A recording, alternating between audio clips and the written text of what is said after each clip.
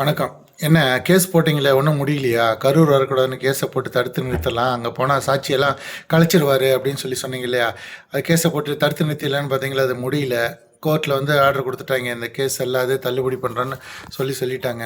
ஏன் சார் அவர் எதுக்கு சார் சாட்சியை கலைக்க போகிறாரு கரூருக்கு போய்? நீங்கள் தாங்க போகணும் அவருக்கு முன்னாடி. ஏன்னா பிரச்சனை பண்ணது நீங்கள் தானே. அதனால் நீங்கள் தான் போகணும். அவர் பயப்பட வேண்டியதில்லை. மக்கள் வந்து அங்கே கரூர் மக்கள் தெளிவாக இருக்காங்க. விஜய் மேலே எந்த குத்தமும் இல்லை. பிரச்சனை நடந்தது நீங்கள் தான்ட்டு.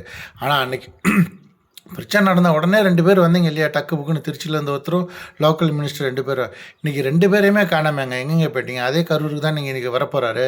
நீங்கள் வந்து அதே மாதிரி ஏதோ ஒரு அழுது நாடகம் போட்டு ஏதோ ரெக்கார்டு பண்ணி ஏதோ ஒன்று பண்ணலாமில்ல. ஆனால் வந்தீங்கன்னா என்ன நடக்குன்னு தெரியும். ஆனால் நீங்கள் தான் எங்கே இருக்கீன்னே தெரியலையே 2 பேருமே. அவர் தான் கேஸ் இருக்குன்னு ஆள் எங்கே போனார்னு தெரியல, தொலைவிட்டு இருக்காங்க. ரைட்டு. இவர் கல்வித்துறை அமைச்சர் அவர் என்னன்னு தெரியல. முதல்ல உதயநிதி ஸ்டாலின் அவர் கூடயே வருவார், கூடயே ரைட்டான மாதிரி இருப்பார். இப்போ உதயநிதி அவர் ஸ்டாலின் தனியாக தான் போயிட்டு வந்துட்டுருக்காரு. இவரை காணாமல்.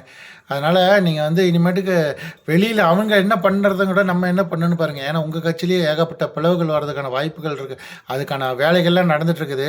எதிரியை பார்க்குறேன்ட்டு பக்கத்தில் இருக்க துரோகியை மறந்துடாதீங்க. முதல்ல அதை பாருங்கள். அதுதான் ரொம்ப முக்கியம் உங்கள் கட்சியை காப்பாற்றுறதுக்கு.